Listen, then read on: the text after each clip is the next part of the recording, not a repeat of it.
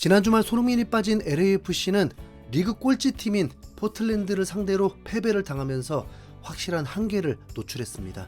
개막 이후의 경기에서 연속 무실점 신기록을 세우고 이후에는 시즌 전체 무실점 기록을 세우고 있었는데 그 기록도 571분에서 끊기게 됐죠.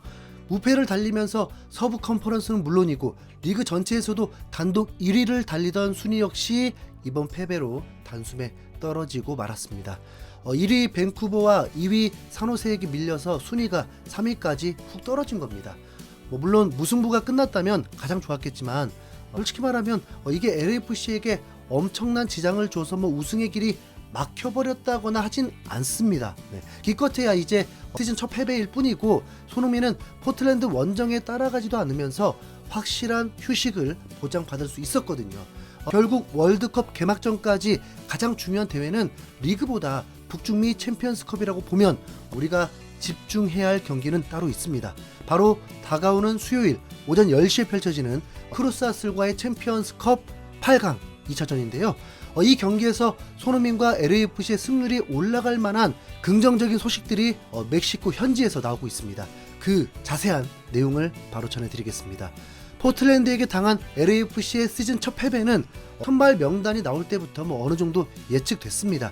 도산토스 감독이 일부러 지려고 하진 않았겠지만 멤버가 이기려고 하는 멤버는 아니었습니다. 손흥민이 빠진 건 체력 안배 차원에서 그렇다 쳐도 수비수들도 하파리 빼고 전부 바뀌었고 미드필더도 선발 데뷔전인 선수들이 많았습니다. 특히 요리스 골키퍼가 빠진 게 엄청 컸는데 올 시즌 LAFC 무실점은 또 요리스의 선방이 가장 큰 부분을 차지했기 때문입니다.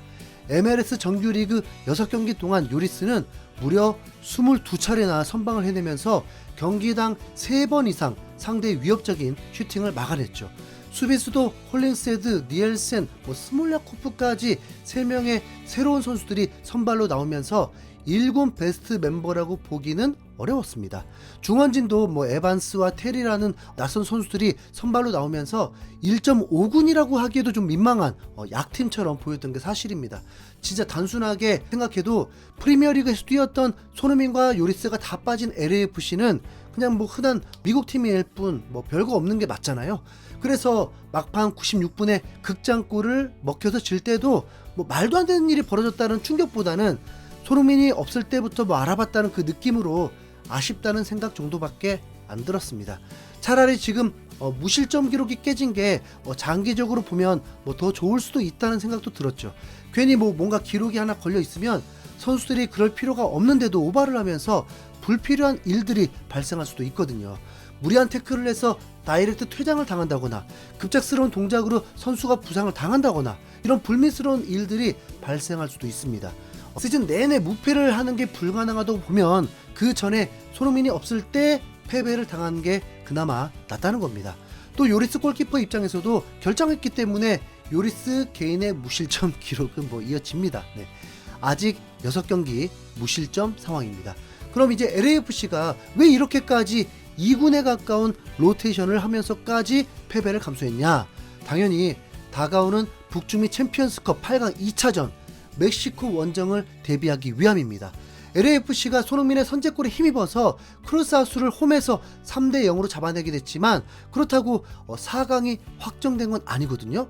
솔직히 아무도 예상 못한 3대0 대승이었고 손흥민이 아니었다면 포틀랜드전 경기력을 보니까 패배했어도 이상하지 않았습니다.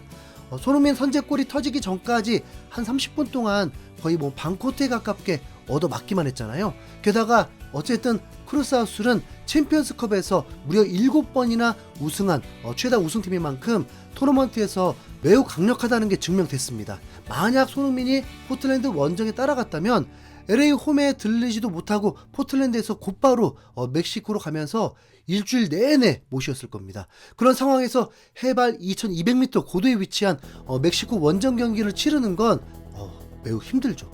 실제 북중미 챔피언스컵에서 MLS 팀들이 멕시코 팀들에게 밀려서 우승을 못했던 이유 중에 가장 큰 게 바로 이 고지대라는 점입니다. 해발 2000m 이상이 되는 고지대에서는 기본적으로 공기 중에 산소가 20% 이상 낮아져서 호흡부터가 힘들어진다고 하는데요. 같은 강도로 운동을 하더라도 평소보다 심박수가 빨라지고 호흡수가 급증하면서 심장과 폐에 무리가 간다고 알려져 있습니다. 그 결과 유산소 운동 능력이 떨어지게 되고 평소보다 근육이 빨리 피로해지는 거죠. 폭발적인 스프린트를 자랑한 손흥민에게 이 점은 매우 불리하게 작용될 여지가 많습니다. 또 회복 속도 역시 느려지기 때문에 손흥민이 이번에 쉬지 않았으면 멕시코 원정에서 체력을 제대로 회복할 수 없었을 것입니다.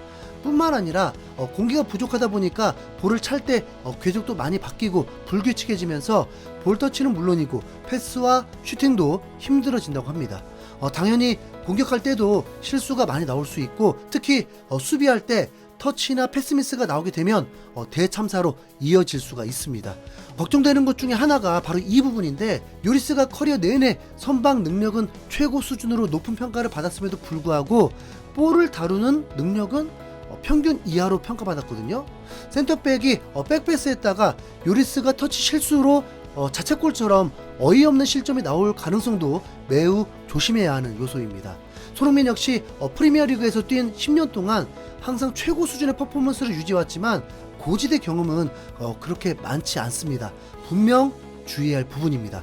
그나마 불행 중 다행인 건 이번에 멕시코 원정 때 크루스 아술의 홈 경기장에서 경기를 하지 않고 다른 중립 경기장 같은 곳에서 경기를 합니다. 크루스 아술의 원래 홈구장은 월드컵을 대비해서 리노베이션 공사를 하는 중이다 보니까 근처에 있는 에스타디오 쿠아우테목이라는 다른 경기장에서 2차전을 치르거든요. 가장 익숙한 경기장에서 홈 어드밴티지를 누렸던 LAFC와는 확실히 느낌이 다를 겁니다. 여기에 최근 크루스 아술의 경기력이 심상치 않다는 평가도 많습니다. 좋은 쪽이 아니라 안 좋은 쪽으로 심상치 않아서 감독을 잘라야 된다는 말까지 나오고 있는데요. 지난 주말 클로브 아메리카의 리그 경기에서 크루스 아술은 또 1대1 무승부를 기록하면서 최근 공식전 6경기 무승의 늪에 빠졌습니다. 바모스 아술이라는 멕시코 매체에서는 크루스 아술의 윙백들은 지나치게 측면 수비에만 집중한 나머지 스스로 공격의 폭을 제한하고 말았다. 그 결과 상대방이 예측 가능한 플레이만 펼쳤다. 공격수 이바네스는 계속해서 고립되며 공소유권을 제대로 지켜내지 못했고 미드필더들 역시 공격에서 결정적인 패스를 제공하지 못했다라면서 크루스 아술의 전술이 엉망이었다고 포행했습니다. 게다가 주전 공격수인 이바네스가 부상을 당하면서 LAFC와 2차전에서 출전 여부가 불투명해지면서 8강 탈락에 대한 위기감이 고조되고 있죠. 또 다른 멕시코 매체인 올라비베에서는 크루스 아술의 라르카몬 감독은 클로브 아메리카와 비긴 이후에 LAFC와의 경기를 대비하기 위해 주말에 선수들에게 휴식을 주지 않았다. 일요일에도 훈련 시설로 선수들을 집결시키기로 결정했다.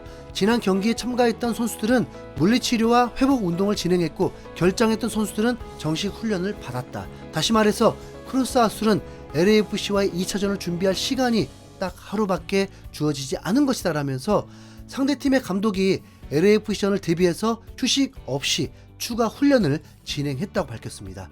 어찌 보면 크루스 아술이 그만큼 위기감을 느끼고 정신적으로 몰려있다는 걸로도 좀 보이는데요.